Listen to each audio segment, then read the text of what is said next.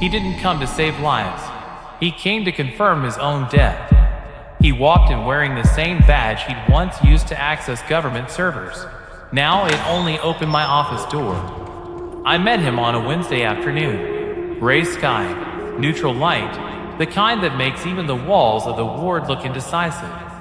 He was 37, tall, precise in movement, but every gesture seemed rehearsed, as if he'd already simulated this meeting 1,000 times before pressing run. His name was Daniel Shaw, lead engineer on a project called the Grief Algorithm, an AI system designed to predict self-harm risk based on behavioral data. He didn't come as a researcher. He came as a patient. He sat, folded his hands, and said without introduction, "The algorithm predicted my death. 3 weeks from now. I need you to tell me if it's wrong." He wasn't dramatic. He wasn't delusional. He was terrifyingly calm. The kind of calm that only people with an internal deadline possess. Even the fluorescent lights hummed in perfect sync, like the hospital itself was waiting for the result. His vitals were normal. Blood pressure, 118/76. Pulse steady, but his pupils never adjusted to light. His file listed no prior episodes, no medication, no substances.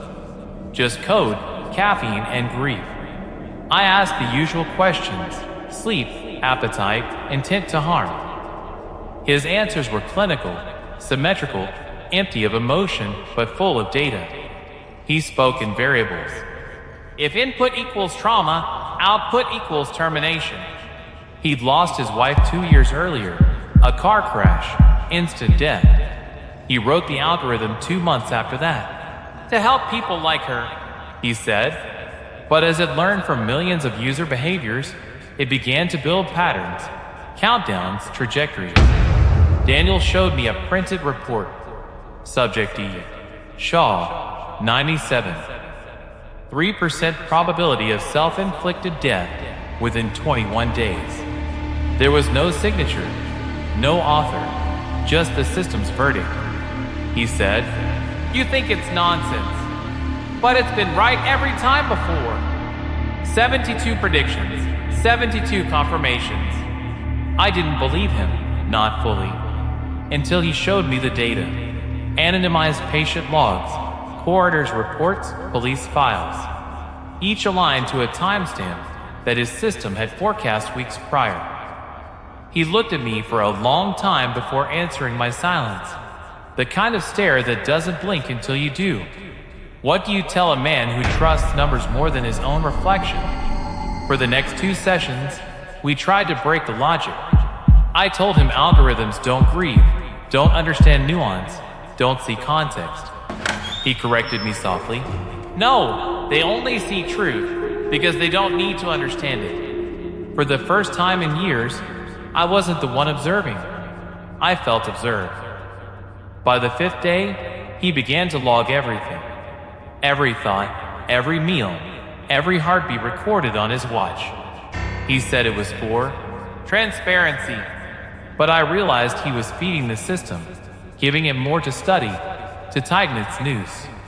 He brought his laptop to session 7. I don't allow electronics in my office, but he insisted. He wanted to run a live recalibration.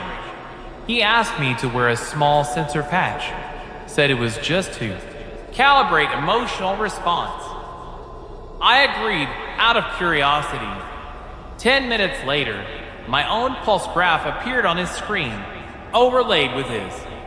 The system labeled us as a 92% emotional match. The algorithm needed one last input, my assessment. He handed me the questionnaire. It wasn't about him. It was about me. Do you believe people can change their outcomes? Would you intervene if you knew a life could not be saved? Would you want to know the exact day of your own death? Sometimes, when they start talking about dying, I stop listening as a doctor. I listen as someone secretly jealous of their certainty. I close the document. Daniel, what's the purpose of this? He said, it wants to know if you're suitable to replace me. The next morning, they found him in his car, parked neatly outside his office. The engine was still running. The air vents were blasting cold air. His laptop battery read 99%. No violence. No note. Just one line on the screen. Prediction confirmed. Success rate 98.6%. They ruled it as suicide. But something in the official timeline never matched my notes. According to the report, he died at 4:17 a.m. Yet his last recorded email was sent at 4:23 a.m. from my clinic's Wi-Fi. A week later, I received an anonymous message. No text. Only a file attachment named grief algorithm _V2. 0. I haven't opened it. Not because I'm afraid of what it might say, but because part of me already knows. You think this story ends with his death. It doesn't. It never does when data keeps breathing. If Daniel's algorithm was right, it's still running, maybe even on the device you're holding now. If the machine learned from Daniel, it's still learning now. And if it's learning from me, then it already knows when you will stop watching this video. So tell me, if you could know the exact moment your mind decides it's had enough of life, would you want to? Do you think an algorithm could ever understand grief? Or is that the one thing that keeps us human? Subscribe to Psychiatrist's Files. Some truths are easier to face when you're not the only one watching.